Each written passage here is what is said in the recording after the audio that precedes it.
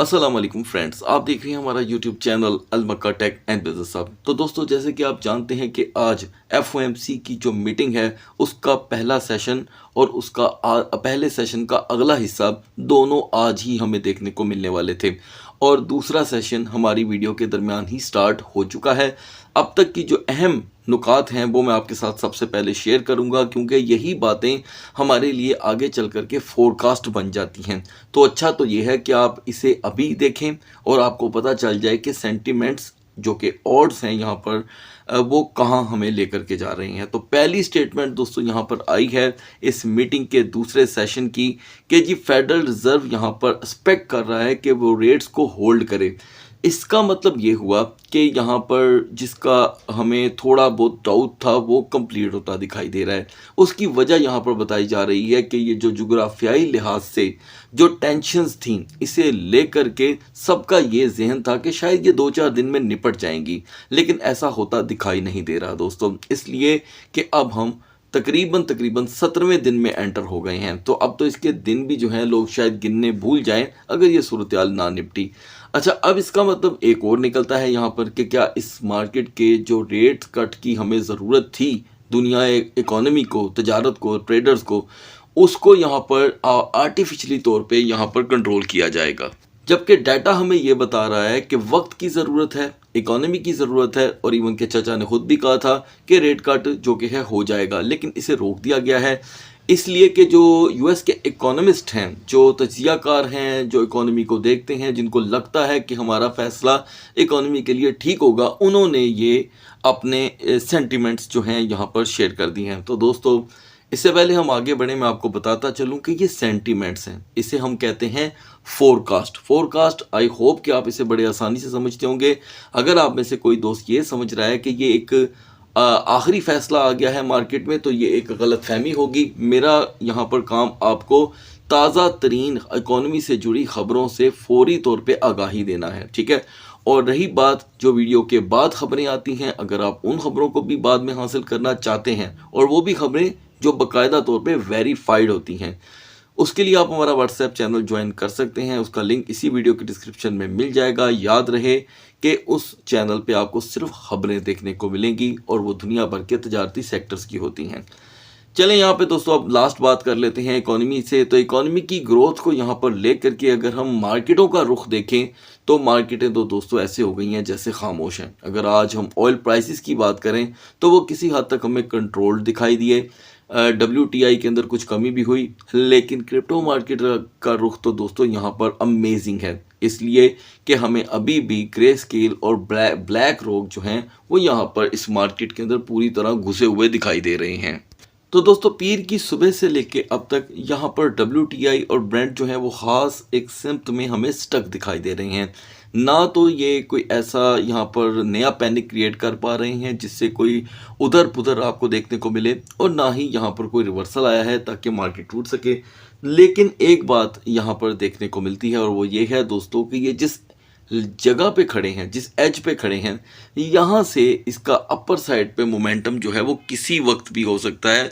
जैसे ही अगर हमें कोई मिसाल के तौर पे अल्लाह ना करे कोई ऐसी खबर देखने को मिले जो किसी की भी इकोनॉमी के लिए हमें अच्छी दिखाई ना दे।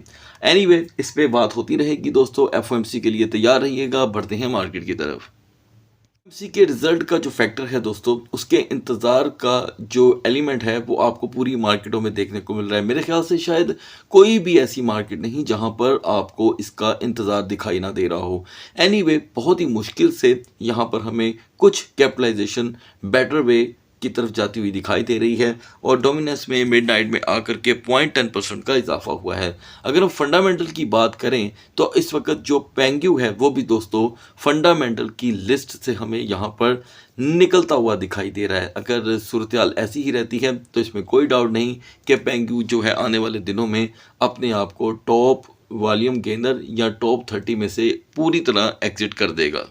सो गाइज, BTC ने अपना मार्च का जो यहाँ पर एक नया हाई था वो शो किया और उसके बाद से लेकर अब तक हमें इसकी स्ट्रगल दिखाई दे रही है और इस दरमियान BTC कि अपनी जो एक रौबदार सपोर्ट थी उसे ब्रेक करके आया है। यानी कि जैसे आप जानते हैं कि 73,800 इसकी सपोर्ट कंसीडर की जा रही थी, तो वो ब्रेक हो गई और हमने 73,300 तक का यहाँ पर एक सपोर्ट लेवल देखा, जिसने अभी अपनी कोई हिस्ट्री क्रिएट नहीं की, इसलिए कि हिस्ट्री तब क्रिएट होगी जब 48 घंटे पूरे हो जाएंगे। एनीवे बीटीसी एथेरियम को लास्ट में डिस्कस कर लेंगे। आगाज़ कर लेते हैं एक्सआरपी से। तो दोस्तों सबसे पहले सबसे अहम ये है कि एक्सआरपी एक मरतबा फिर से 1.55 को हासिल करने में पूरी तरह नाकाम रहा और ये अपनी साबिका जो हिस्ट्री है उसे ही यहाँ पर रिपीट कर रहा है। अलबत्ता हम 1.48 से 1.53 के दरमियान ही हैं। यहाँ पर हमें एक बिग बुलिश कैंडल बनती दिखाई दे रही है। अगले 4 घंटे के लिए भी नई कैंडल यहाँ पर आने वाली है। सपोज़ अगर उसके पहले 2 घंटे हमें यहाँ पर इसकी और टॉप लेवल के ऊपर देखने को मिल जाते हैं तो ऐन मुमकिन है कि एक्सआरपी फिर से 1.60 तक की अपनी रेजिस्टेंस क्रिएट कर सकता है। अदरवाइज 1.48 इसकी सपोर्ट यहाँ पर बन रही है।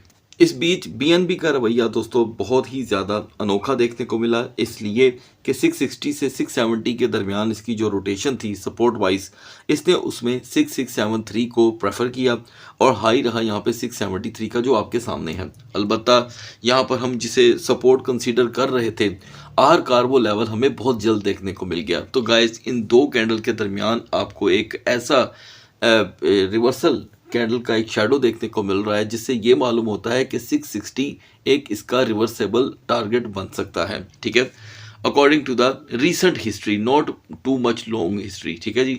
और अपर लेवल के ऊपर अगर हम देखें तो 680 के लिए इसको जस्ट एक कैंडल दरकार होगी और 680 टॉप लेवल पे यहाँ पे खड़ा है। अगर हम हिस्ट्री की बात करें कि ये करंट सूरत हाल को यहाँ पर क्लियरली अगर अचीव करता भी है तो उसके लिए हमें एफओएमसी का इंतज़ार रहेगा।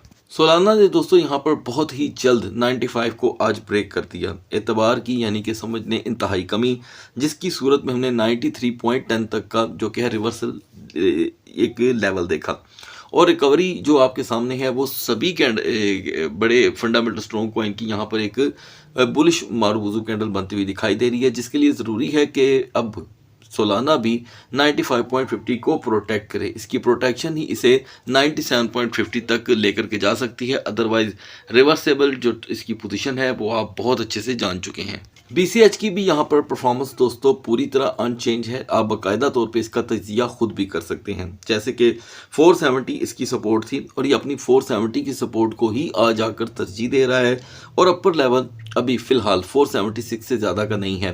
तो ऐन मुमकिन है कि 470 की सपोर्ट से हम थोड़े से भी अगर मज़ीद ब्लीड डाउन कर जाते हैं तो 465 और 485 के दरमियान इसकी रोटेशन देखी जा सकती है।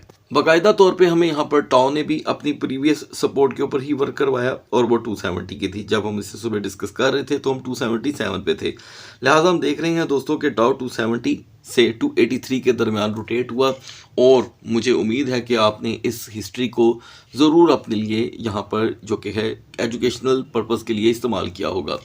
अब यहाँ पर अगर हम सपोर्ट को देखें तो टाउ जो कि बेहतरीन तरीके से यहाँ पर एआई प्रोडक्ट को यहाँ पर कवर कर रहा है, तो मैं समझता हूँ कि 280 इसकी एक वक्ती सपोर्ट बनी है। इस बीच अगली कैंडल का इंतज़ार रहेगा और रेजिस्टेंस विल बी 288। बढ़ते हैं बीटीसी और इथेरियम के कैंडल चार्ट की तरफ।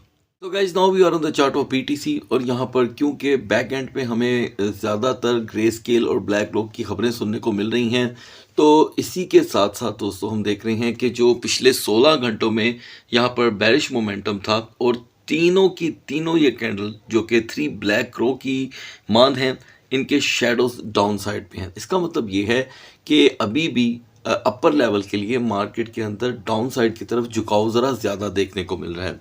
उसकी वजह ये है कि इससे पहले जब आप जोग्राफियाई टेंशन को ज़रा कम देख रहे थे उस वक्त मार्केट पहले से ही 65,000 और 66,000 पे अपनी हिस्ट्री को रिपीट करके डाउन साइड पे जा रही थी।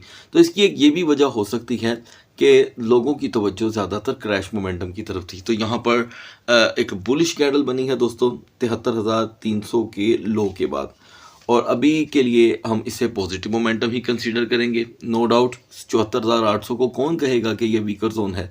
इसी से ही दोस्तों हिस्ट्री हमें बताती है कि अगर दिन का आगाज़ हो जाता है तो 75,500 800 का रिवर्सल तो एक नॉर्मल सी बात रहेगी। इस बीच अगर हम सपोर्ट कंसीडर करें और वीकर जोन तो वो 73,800 की ही है।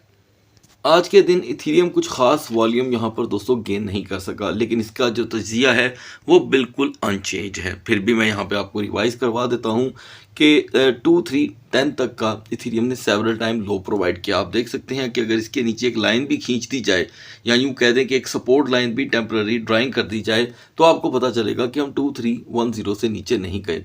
तो 2300 तो इसका यहाँ पर दोस्तों सपोर्ट लेवल बन रहा है, ये देखें, ठीक है। लेकिन ये ज़्यादा पुराना नहीं है, ये बात अपने ध्यान में रखिएगा।